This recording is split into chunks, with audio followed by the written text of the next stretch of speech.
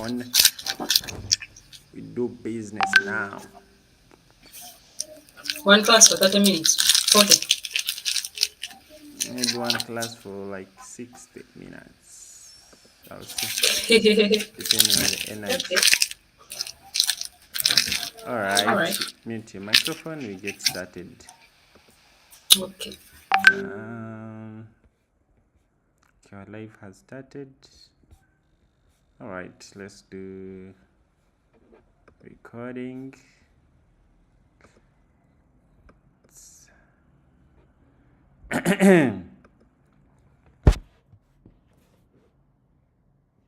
Hello and how are you? My name is Muhindo and I welcome you to our 25th lecture of creating a complete inventory management system.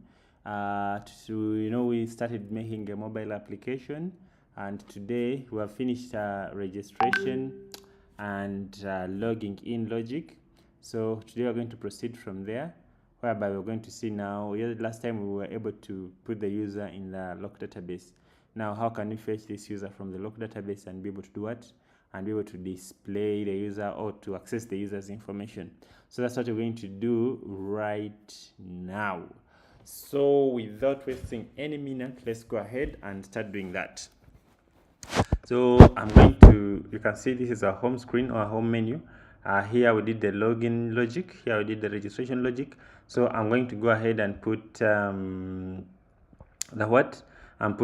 logic of getting the person who is logged in now. So I want to be able to get the person who is logged in.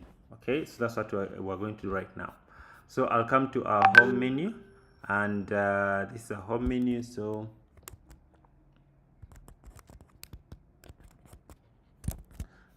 so let's go to our main menu. There it is. So I'm going to just duplicate this. Let me put maybe a divider. All right, so after, I'm going to just duplicate this.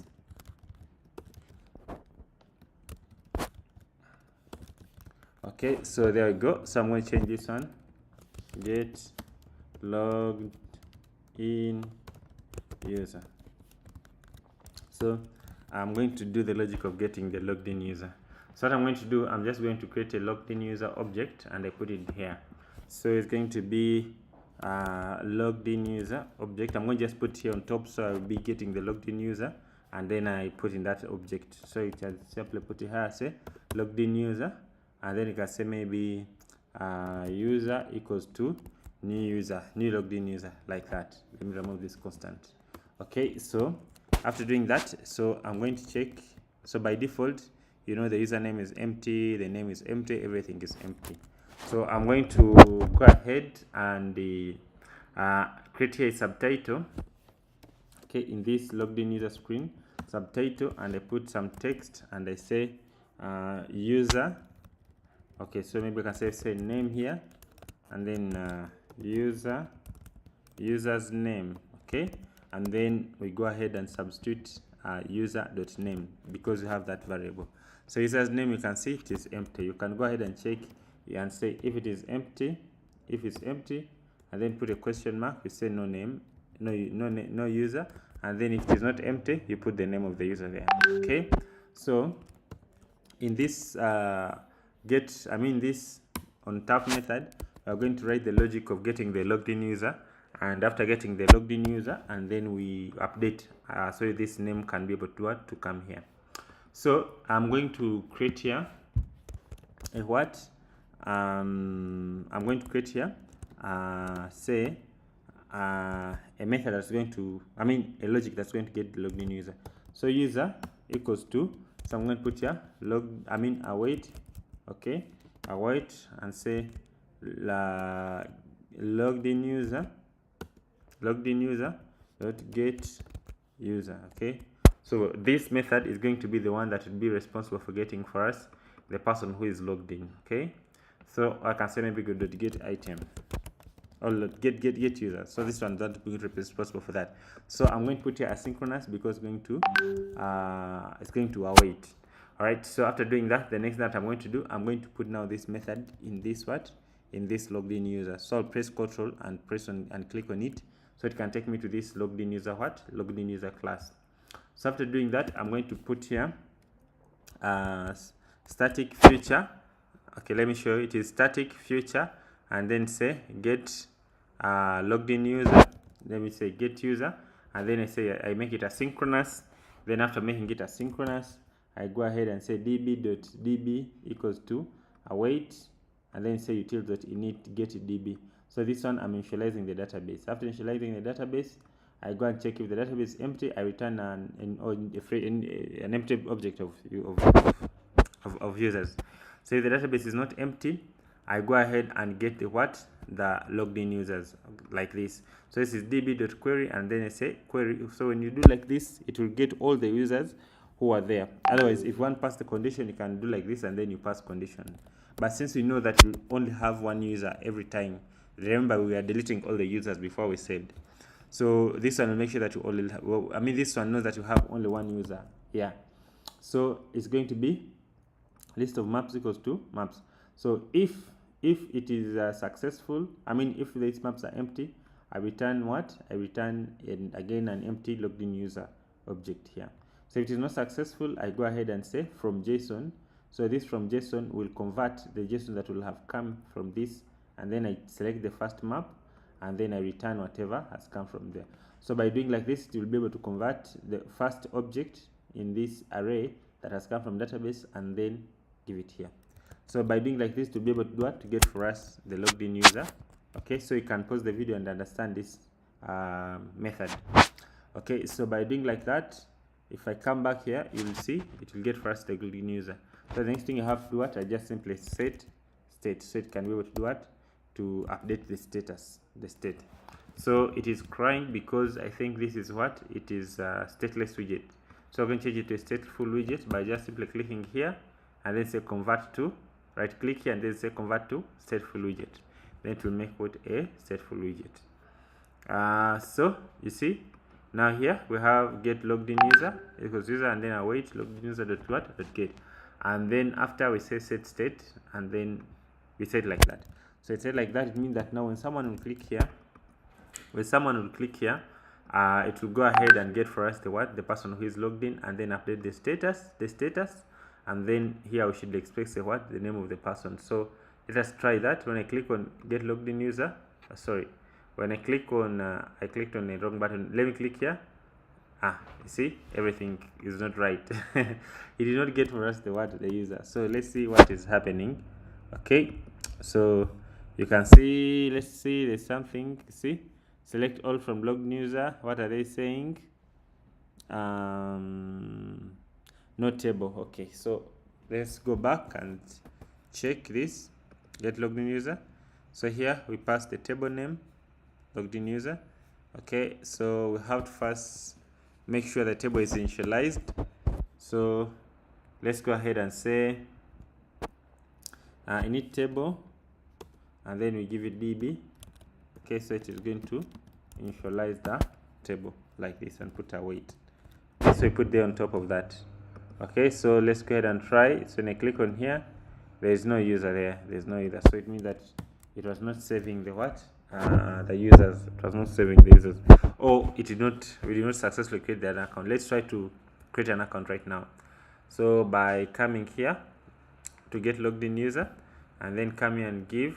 And come here. Okay, I think let me log in. So come here.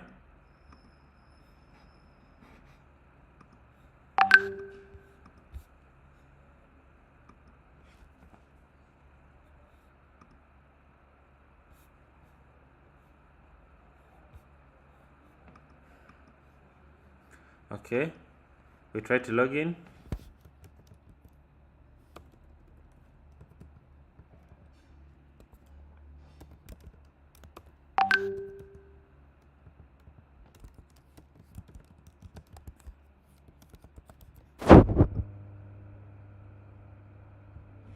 So successfully logged in.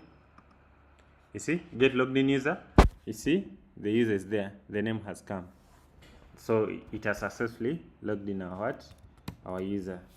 So I can just simply do here I can come back, and then I put the init method that is going to be getting this user from the database. So I can just simply come here and put init state, and then I get the logged in user like this. So it will automatically call this one and change it to a logged in user, something like that. Okay, so I can just simply put here, for example, in my init, to say my init. So here I come and create my init. I just get the logged in user and then I set state. Okay, so let's go ahead and try to stop the application, and then we run it afresh. So we should expect our name to show up immediately there on top.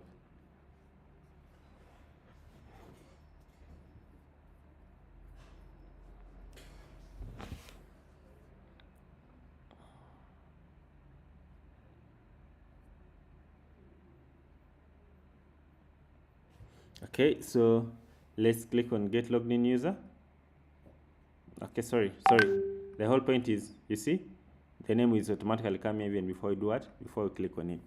So that shows that we have successfully implemented the get logged in user logic. Even like logging in even the user logic, we have finished that. So that is a very good progress done. So we're going to proceed to another thing, or to the next level. So there we go. Okay, so there we go. All right, so the next thing that we're going to do now, we're going to proceed to the next level, whereby we're going to do what? We're going to now get the stock items, etc., and be able to do what? And be able to create them accordingly. So let's be guided by our system, or we can even be guided by our API, but let's log into our system and then be guided by the system.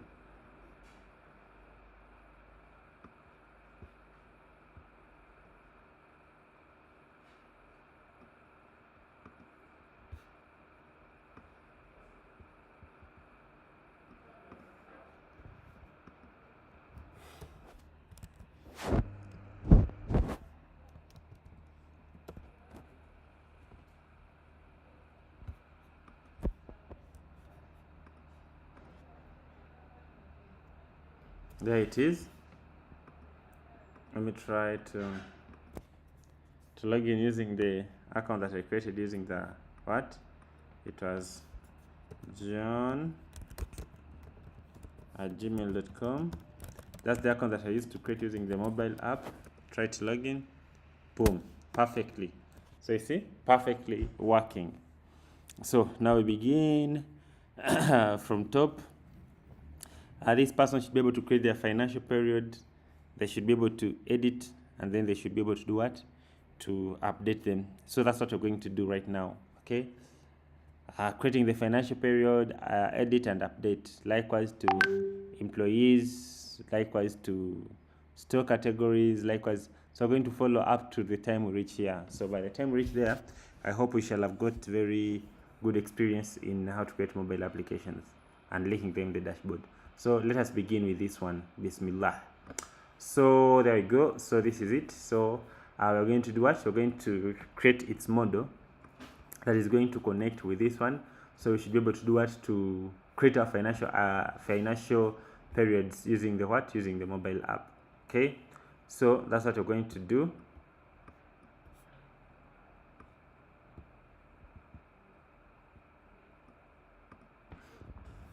Okay, so the first things first.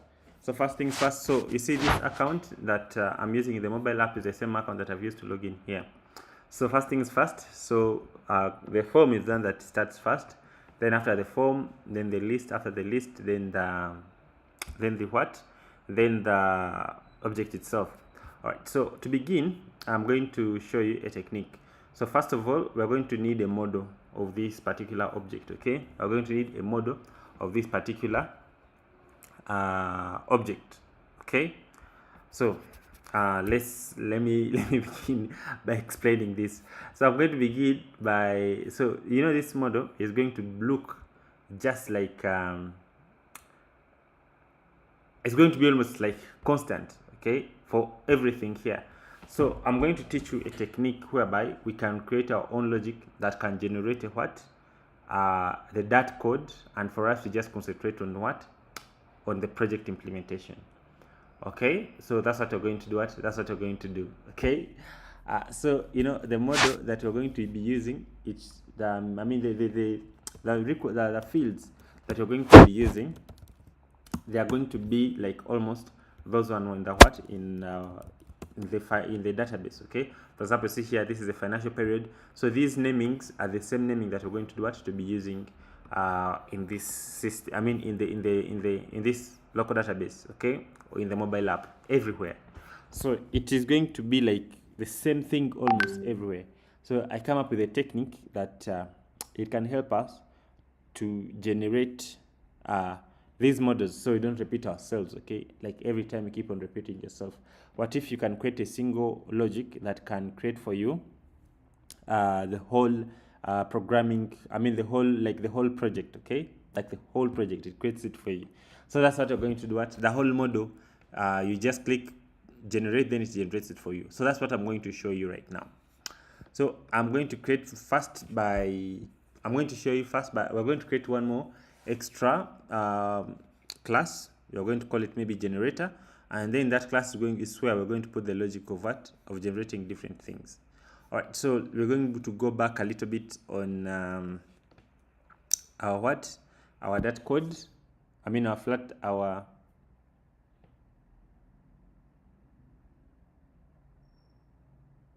we're going to go a little bit on back to our Laravel project, and then I show you how we can be able to do what, to generate different classes by just coding them by ourselves, or I mean without coding them by ourselves. Okay, so let's begin. So I'll come back. So this is a very serious point. You should be very serious about it, because it's going to be the backbone of the whole system, and it's a very powerful technique in a way that I don't want you to miss anything in it.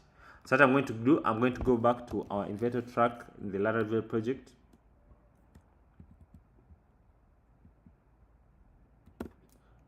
Okay.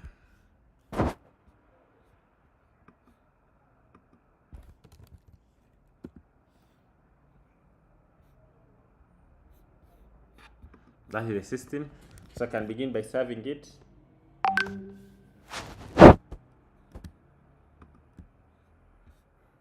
So it has been served here.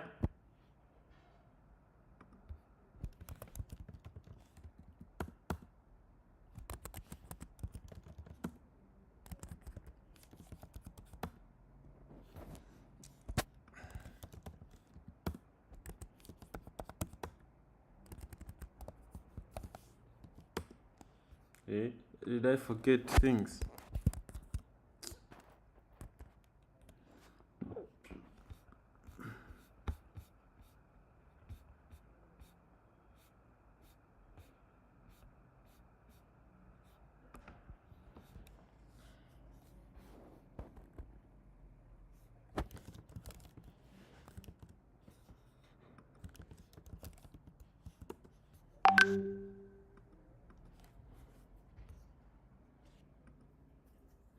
Okay, so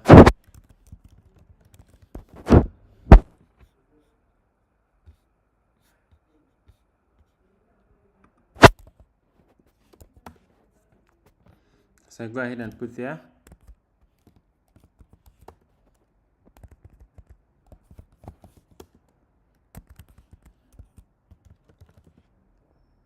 All right, so there you go. So I'm going to create a generator that we shall be using to generate the other code, okay, other codes. So we begin.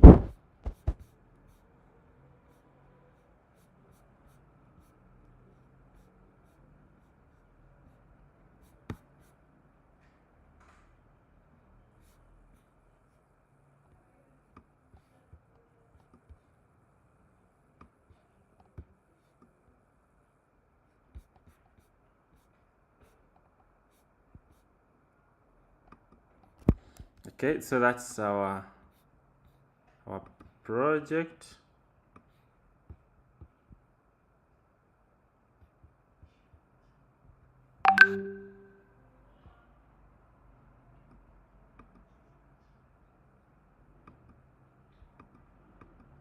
Okay, so we're going to go to our important commands. I'm going to create what? I'm going to create a generator.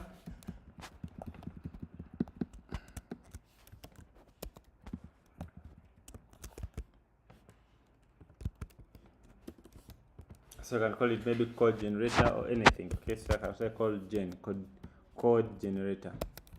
Okay. So I'm going to go ahead and run this. So I'm creating a model called CodeGen, and then I run this one. Okay, so I'm going to copy this. Okay, sorry, I'm going to go to migration and add here some fields that I'll need. So we have three things that we shall need. For example, the table name. Sorry, it's going to be a string. For example, table name. That's going to be the table, the name of the table where we should do what, where we'll fetch the variables. So we're going to open another thing. We're going to put maybe endpoint. The endpoint where we shall be fetching what, where this table will be fetching data. So you can put maybe some other fields. Let me make them text to be on safe side. Text and text. Maybe I can say other field 1, so in case we want this for future use, we can put the another field. All right, so let me make them nullable, and then you go ahead and generate and create this model. So you should open your eyes very carefully. So let me go ahead and migrate. So it will be PHP artisan migrate. There we go. So our table has been migrated. Okay. So the next thing we're going to do, we're going to do a controller. So I'll come back to important commands.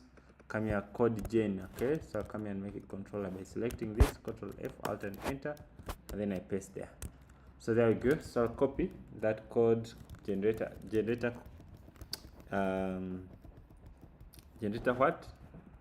controller like this. So I'll copy it and then paste it here and then run it. So my controller will be created and you can see it here. So I'll just simply copy it and then click on routes. Okay, so after clicking on routes, so you're going to add here one more thing called code gens. Okay, for me I usually call it generator like this, gen. Okay, so it's going to be responsible for creating your generators. Okay, so you can add it on your menu if you want, but it's optional. So let's add it to our menu. So our menu will come here and then come to our menu, and then we add generators, or say maybe code generators. Okay, and then put maybe some icon,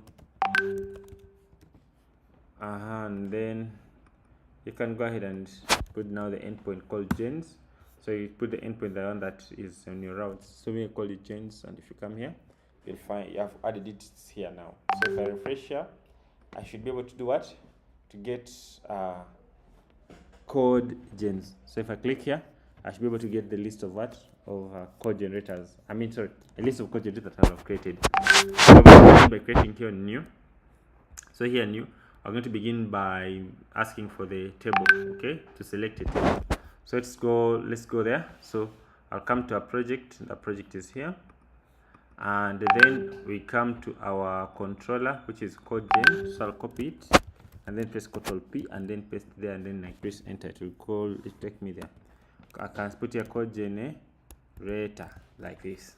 Okay, so we come here and then we go ahead and remove this created that. Sorry, let's go down to the tables. So I can put here text, then I can put here also text. I can put here, sorry, yeah, you're going to fix it. So yeah, so if I come here, so we have this one. So here I'm going to put the table that I'm going to reference from our database here. So since writing tables can be we'll need you again to a first access database. So I'm going to write a logic that is going to get for me the table names from database, and then after I set them as drop down here. So let me come here and then I do like utils. Okay, So let's go ahead and come to our utils. Where's our utils? Our utils function. So input it here. Utils. Okay, this I'm going to come here and create another method. Say public static, okay, function. I'm going to say get table names.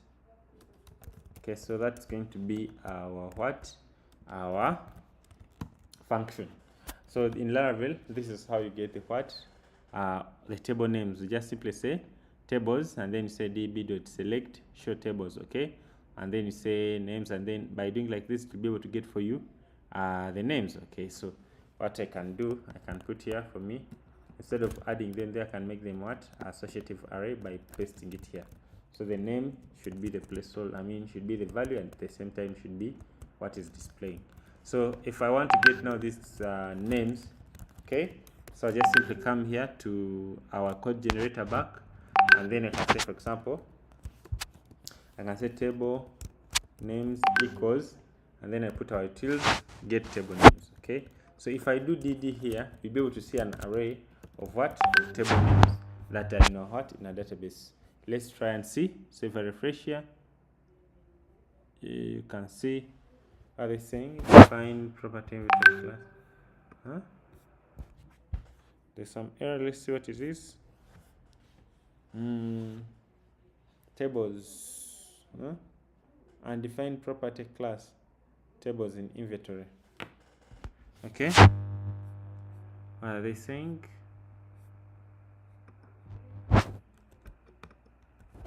Okay, so let's try to import this database db. Okay, make sure that you import it correctly. Let's try and see again.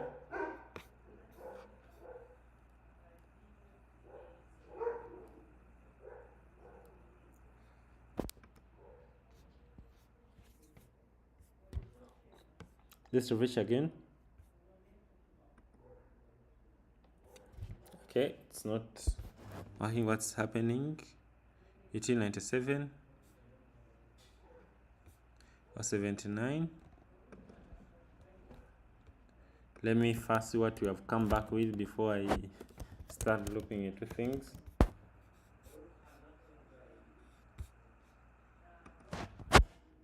So you see, here's the table name. Can you see that? So yeah, I think to get the real table name, you'll have to add the word, the name of your database, okay? The name of your database in front of it. So it's going to be tables, and then tables like this. Tables in tables. How can you get the table name? Tables in, this is the name of our project. Tables in, then the name of the database. Okay, yeah, so the name of the database. Or you can just simply get this first value, this first key, by doing like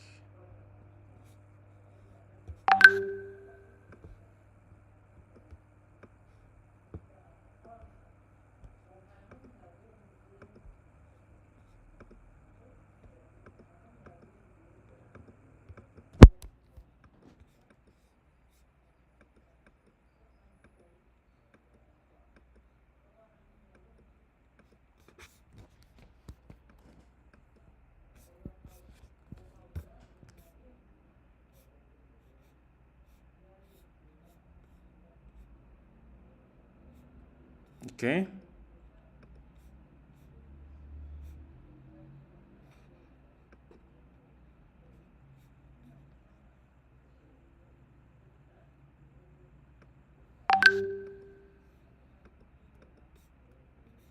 So want the table name. So if we dump and try, you see the table name is here. This is what we need exactly. So how can we get it? By just simply adding this word, and by adding this word, so you can see it is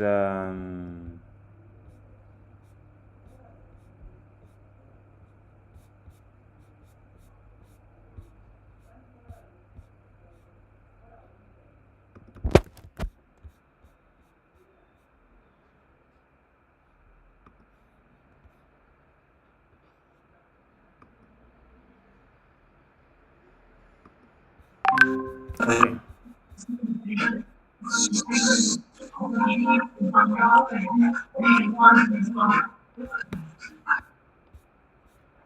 So if you want to get a table name, so you have to put here like this.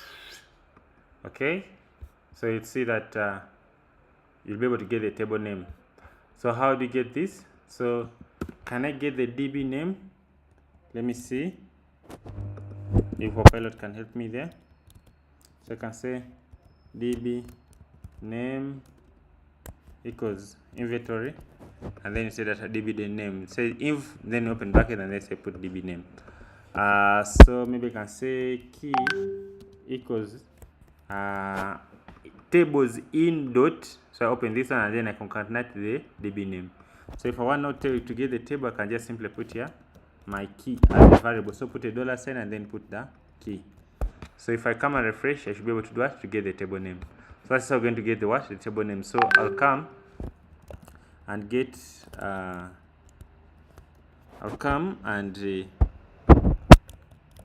so I'll just simply come and add it here in this array like this. Okay, so like that I think we shall be able to do what? To get the table name. I hope. Let's refresh. No, wait, no, it's not like that. It's let's see how we got it here. So it is table then key like this. Okay, so table then key like this. So I'll come and remove this, and then put the what, and then I come and put the same here. So what is in outside, what should be the value like this. So if I come and refresh, everything should be fine. What they're saying, conversion of JB to string. Which one is that? Let's try to dive from here and see what is with the problem.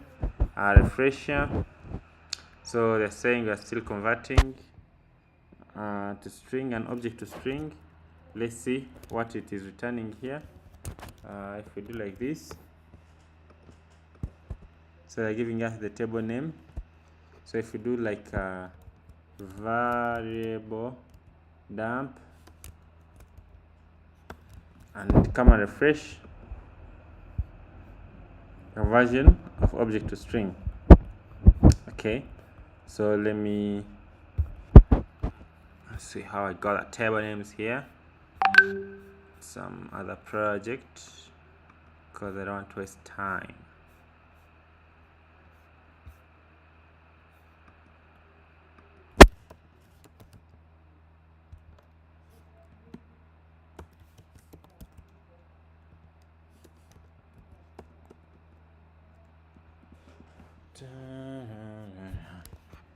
So this is how I got the table names, by just simply putting there the DB.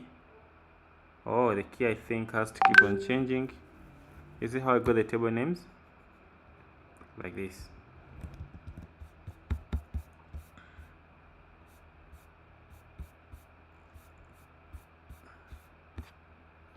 Okay.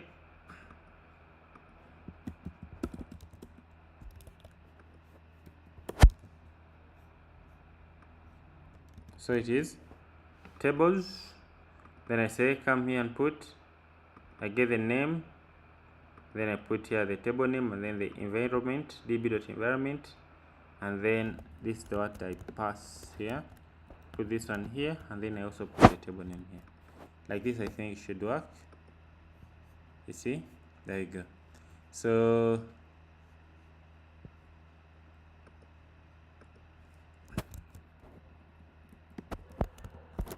let's first dump here and see everything is okay.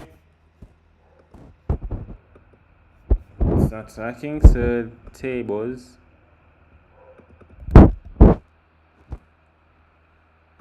sorry, this is data. We are supposed to add it in tables, not data, like this. Supposed to add it in table names. I think that should be fine. See, there you go. So you see a table, and it's table name here and a table name here, table name here. So like we have all the tables from the database. Okay, so I can remove this and then I return it, so you can see that I think this one can as well be on top here. I don't know why it is refusing. Let's try that and see. Refresh, everything is okay. So that is okay, though this one is, I thought that this one is the same. Database dot, okay, let me remove this. Okay, so that is how you get the tables. Okay, so I'll go back to our generator and then get the table names, and then after I'm going to change this one to be what? A select. Okay, and then after we come here and put table names and then put options as the table names.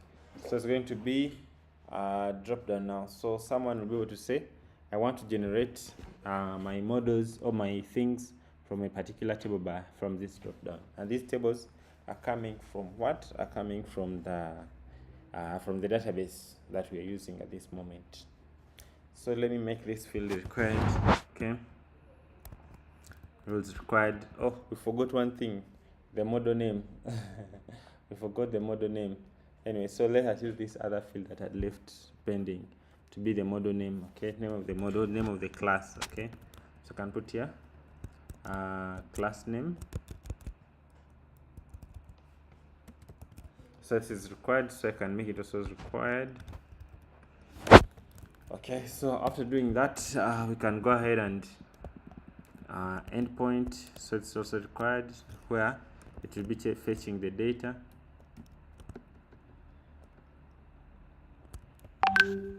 I'll come here and remove this. And make it a compulsory. So there you go. That's a simple table. So now if refresh, there we go. Now, first things first. Now, what do we want to do right this moment? We want to create a financial model. This model, a financial year model. Okay, so employees should be able to, new system users should be able to create their financial years.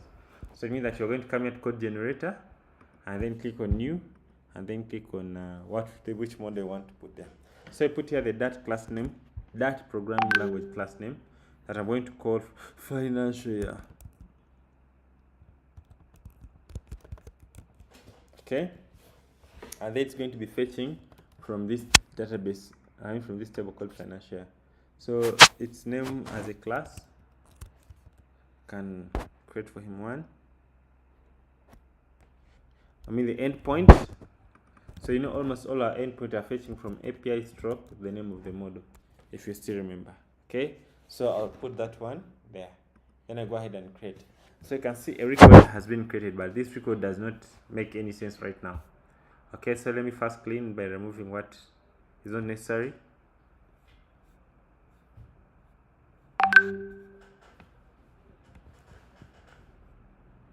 Okay, so I'll come to a grid. I can remove created that,